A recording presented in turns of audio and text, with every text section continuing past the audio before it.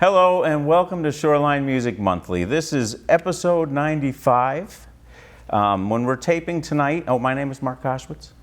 When we're taping tonight, we're in late April right now, and it's spring's here. Farm market season starting. I saw that the Madison market starts Friday. So keep an eye on that. I mean, a lot of folks that have been on here and will be playing at some of the markets around here. It always feels like spring when the markets start. And I've got someone in the station with me tonight who is actually a return guest. Again, in the weird way that time works, it's been 6 years. So it's crazy. Now, anyone who comes onto the show, you know, everybody's a little busy because, you know, they're musicians, they're doing the thing. This person that's in tonight is like always moving, so it was really cool to be able to get her in here. When she's not playing, she's recording. When she's not doing that, she's supporting, and often facilitating. There's so many different layers here. But I just want to get right in and welcome Terri Lachance. Thank you so much for having me. I'm like a big onion. Peel it back. So it's wonderful to have you back. It's been I blinked and 6 years went by. Yeah. It was it's astonishing, but. I mean, you are just always in the midst of things. I'm curious to know, the last time you were here, you were with Rob DeSorbo. Yep. And it was Just Us had just come out. Wow. I'm just curious, I mean, how many albums has there been since that? All right, so there are 8 now. So yeah, I guess I have done a little bit of work in the meantime. A little bit. And what I'm doing now is I have 2 more in progress in 2 different studios, because I have one with Ira Sikowski at Riverway Studio, and then I have another one with Steve Rogers at Tiny Bunker An Studio. alumni of our show as well. Talented musician in his own right. Yep. So one of the CDs, the one with Ira, is right now already has 21 songs. And the other one has 13 or 14, but I wrote 3 in the last couple of weeks. On the drive here. Yeah. And so they will end up there as well. And like I still have to record a few more with Ira as well. But Ira's the CD for Ira is going to be called "Constantly Driving," which makes sense in so many ways. It really does. Yeah. The last time, if folks want to see the earlier episode, it was episode 55. We're now on 95 here. Wow. And it aired in October of 2018. Wow. It's just a baby then. Me too. But what we talked more about, you know, when the 2 of you met and when the duo started. Yep. So why don't you walk us through, you know, where your start in music came from, you know, just yourself. All right. So what actually happened with me was, supposedly, there was a guitar that my grandmother had a picture of me holding, like a bass. And I was like 3. And I would go to her and say, you know, like, "Grandma, who is that?" And she'd go, "That's you," you know. And I'm like, "Huh?" And she goes, "You're holding a guitar." And I go, "Oh." So somewhere in my brain, you know, I always had that something about guitars. When I turned 12, I kept asking my mother, "Can I play the guitar? I really want to play the guitar." She'd be like, "Your hands aren't big enough." That was, you know, the theory, I guess, then. She goes, "Take some other instruments in the meantime." So I took violin, and after a year, I said, "No." That's not it. And flute, and they literally told me, "Don't come back." After a short while, it's like I faked it the whole way. I couldn't play it really hardly at all.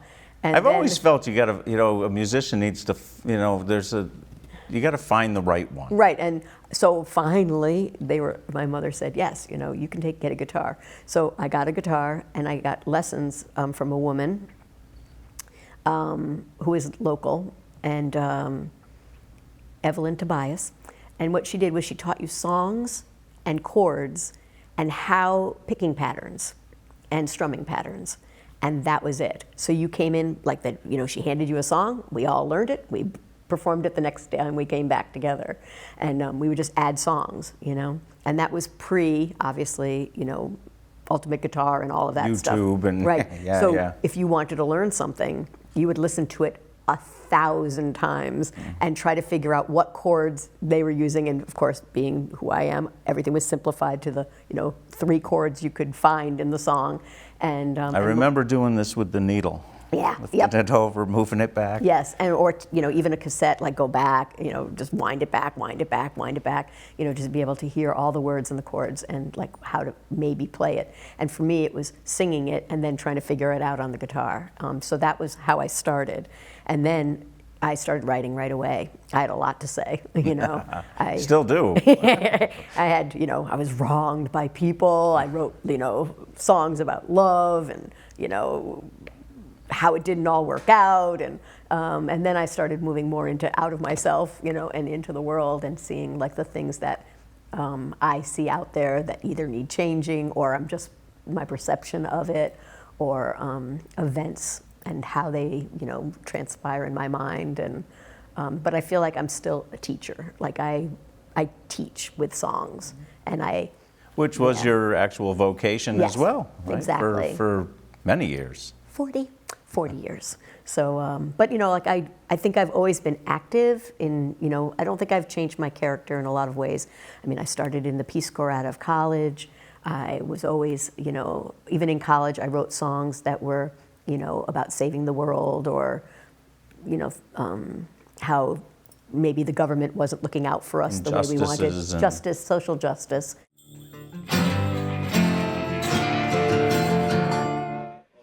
Okay. So this is a song I believe in. It's called One Person Can Change the World. I am a believer that we can all change the world one person at a time, and so I sing this song as much as I possibly can. Not sure why some people say one person cannot change the world.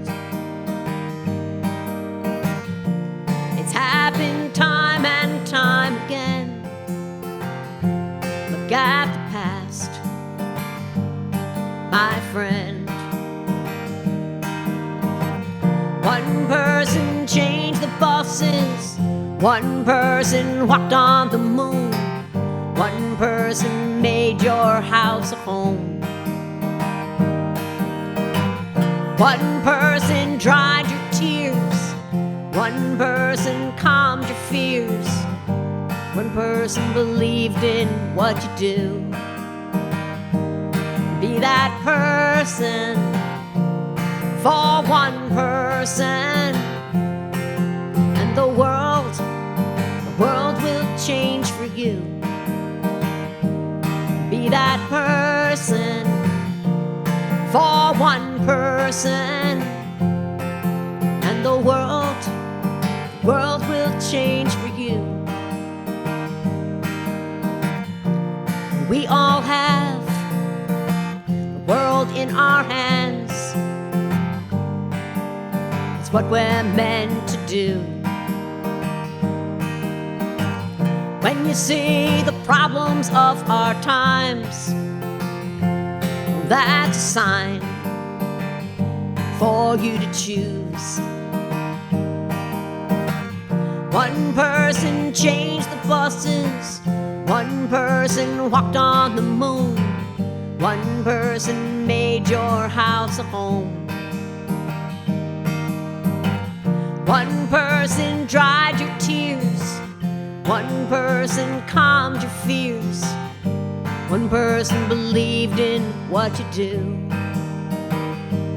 Be that person for one person, and the world will change for you. Be that person for one person, and the world will change for you. Be that person for one person, the world will change for you. Be that person for one person, and the world will change for you.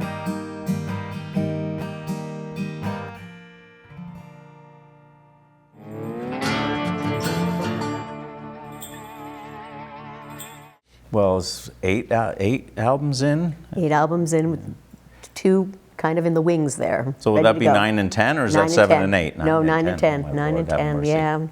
Yep. And the other one will be called Overflow because, you know, what didn't fit on constantly driving is going to be overflowed to the other CD. But yeah. So if folks want to find out where you are, how would they do that? I actually have a website. It's Terri Lachance, TerriLachance.com. And I will say, too, for whatever reason, like my Ira is a friend. Not only is he like the person I've done a lot of CDs with, and at one point we decided, you know, that he could help me in other ways, not only just studio time. And one of those ways was to sit down and really map out like what my goals and objectives are, life goals, you know, musician goals. Yeah, yeah. And try to think of like the biggest picture you can think of and all of the little steps. And one of them was, do you have a website? And I did not. So like, you know, by August of last year, like, boom, you know, I needed a website. And so I did that. And I feel like there's things that I'm checking off that are very, very helpful. And, you know, and it pushes me a little bit as well, you know, and kind of keeps me grounded. Like, what do I want to do? Like, is that helping me? Is it not really helping me, kind of? It's a lot of, I mean, just to keep them up, you know, is work. And, I mean, if people want to find you, I mean, Saturday mornings, we know you're at the downtown coffee shop. Yep, and then I run to Shayna And then it's Shayna B's in Westbrook. Most times.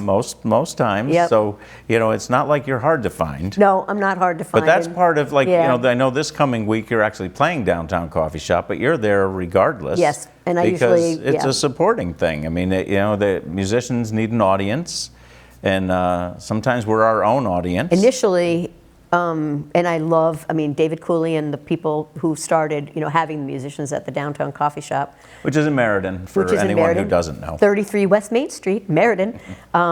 What ended up happening was they had musicians there before me. And David Cooley came to me and he said, Terri, I can't eat here every week, and I can't really keep up with this. He goes, would you like to take it over? And all I did was post in Facebook, hey, you know, does anybody want to play the downtown coffee shop? 11 to 1, you know. And all these people signed up. And then I figured, well, I should go. Like, I mean, I'm not literally, at first I was the only person eating there, watching that one person play. And people were like, well, you know, it was better than practicing in my room, you know.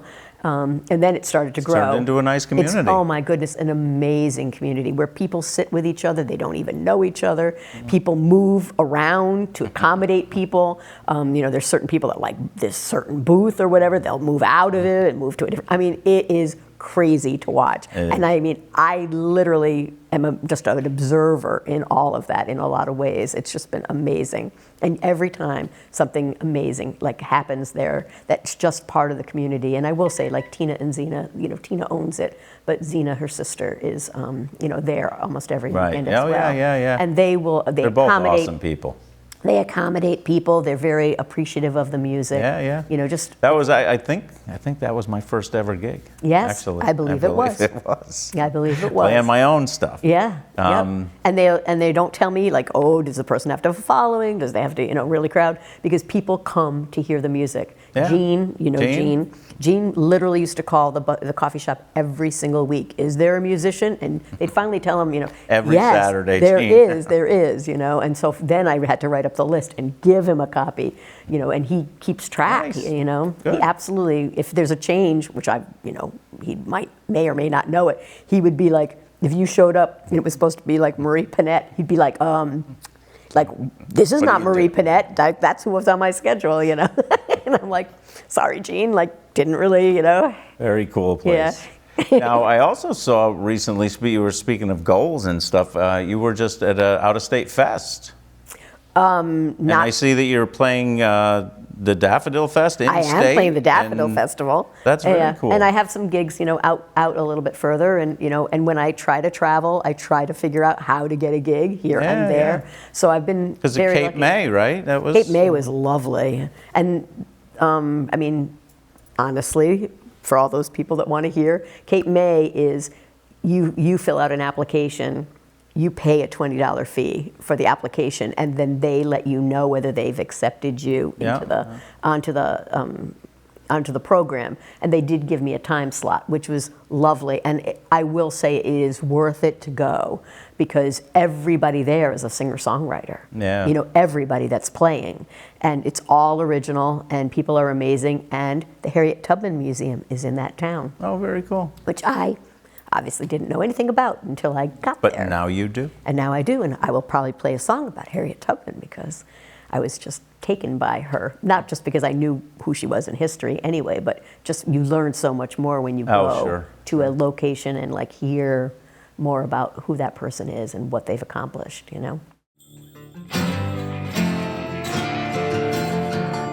All right, so this is my song about Harriet Tubman.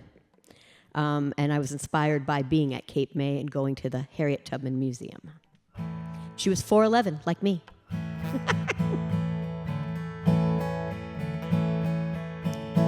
4'11", but taller in spirit than most.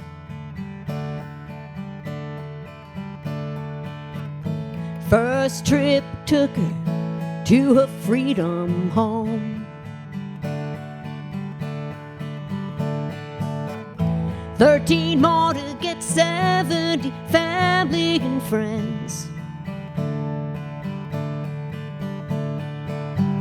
Moses was her nickname.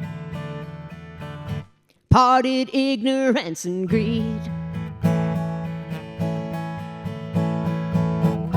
Walking miles to freedom, walking tired, walking long. Freedom's not a place, but a state of mind. No turning back, trips with not one person lost.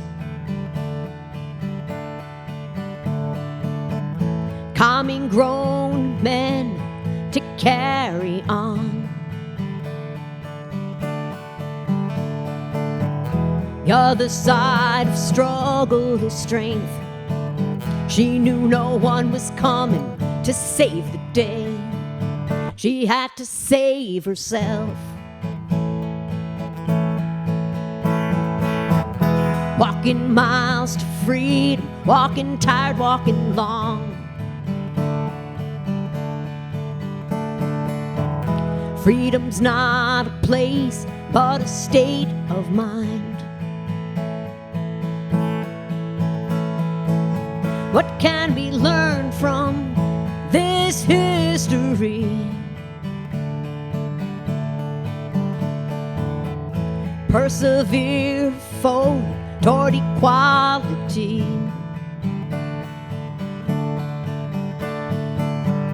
Group together, build the steps for the cause.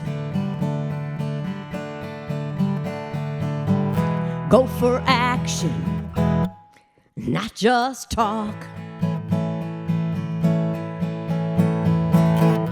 Walking miles to freedom, walking tired, walking long.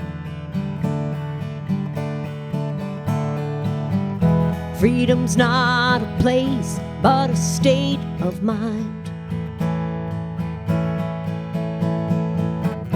Walking miles to freedom, walking tired, walking long. Freedom's not a place, but a state of mind.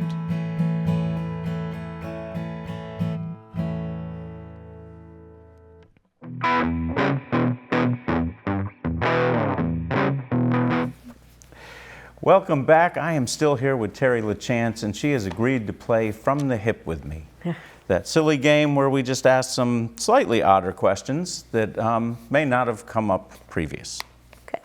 And since you weren't here last time, I sometimes forget to ask it. It was a staple in this, but what's your stance on cannolis? Love them. Okay. Anything with sugar. All right. I have an issue with sugar. All right. So there you go. That's fair. You're in the majority on that one. It's There just you I go. have a thing. I have a thing.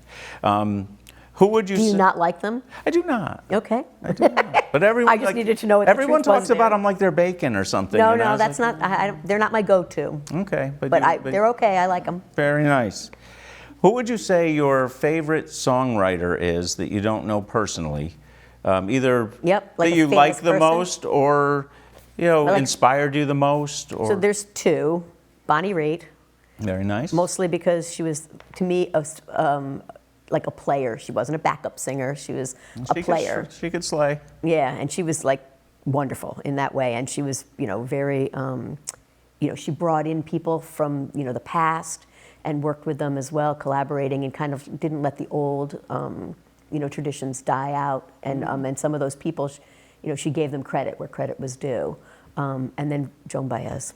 Okay. I actually sent my music to Joan Baez to try to see if she'd play it.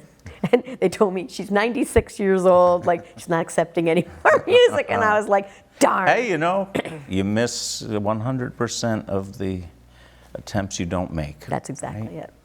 it. Do you recall what the first music that you ever purchased with your own money was? Be it vinyl or cassette or... I'm almost sure, and it was kind of pushed on me a little bit because in high school, I think I literally did buy the Grateful Dead, something by the Grateful Dead, because they shocked me. Everything was so heavy metal, and when I was growing up and in my high school, I was like, this is not what I expected it to be. And everybody was talking about it, So it was kind of interesting. Very cool. What would you say is the coolest bird you ever snapped a picture of? A rainbow lorikeet in Australia. Okay. Are they colorful like a Very, rainbow? very, very colorful and like everywhere. So I arrived in Sydney, and they're like a crow. I mean, almost. Just all over? They're all over the place, and I was like, doesn't anybody notice? Why are no one looking at this? And I'm like taking my bag apart and getting my camera out, and people were just like, whoop, whoop, whoop, walking past me, and they thought, oh, she's definitely a tourist. Tourist, yeah, that's a dead giveaway. Yeah. How many different states have you lived in? Woo, not as many as you would think. Probably 3. Okay, well, we know one of them. Connecticut, of course. I've lived in New Hampshire. I don't think, not the states. I've lived out of the country, but not in the country. I've visited states, Sure. but haven't lived in them. Yeah. What would you say is your favorite farmer's market? And all the other ones will be mad at you. Yeah, I don't know. Actually, I don't think I can do it because they're all really, really different. I mean, I like Madison because it's close to home, and that's kind of nice. And it's big, and yeah, it's Yep.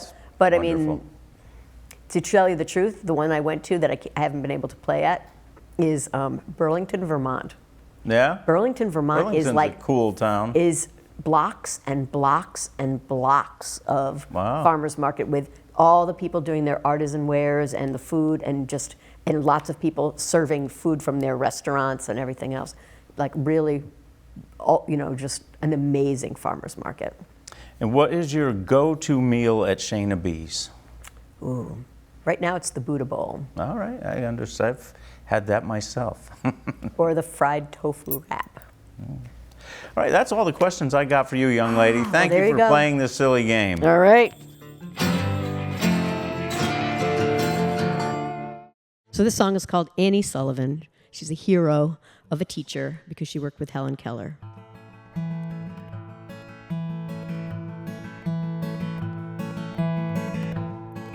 Annie Sullivan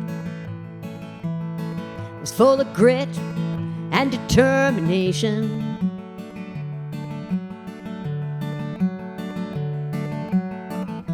She saw what could be. She took the emotion out of it. Worked toward making Helen free.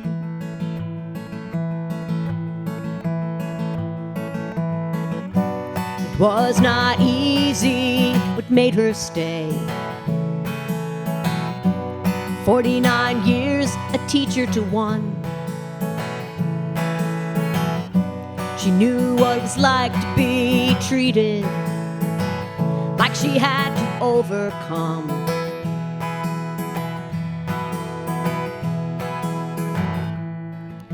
The walls of one multiplied by the other.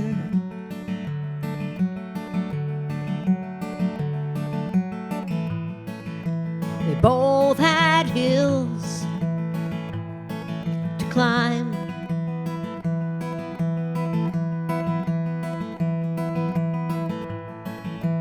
Two together were stronger than one. Symbiotic life.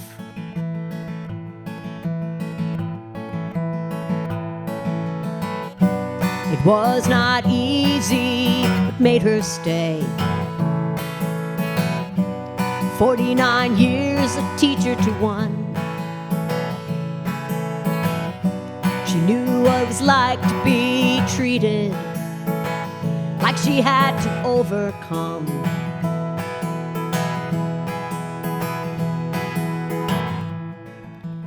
Annie Sullivan was what a teacher should be.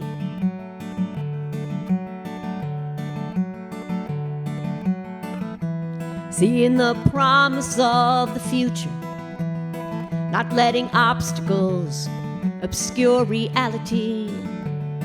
Her actions, testament to belief.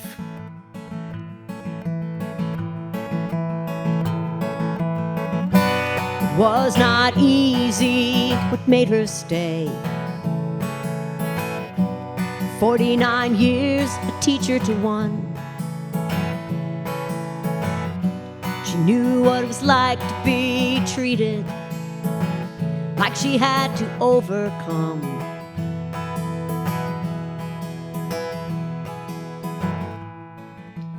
Annie Sullivan was full of grit and determination.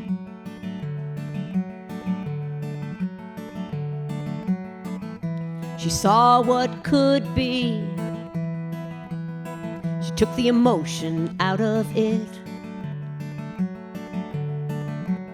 Worked toward making Helen free.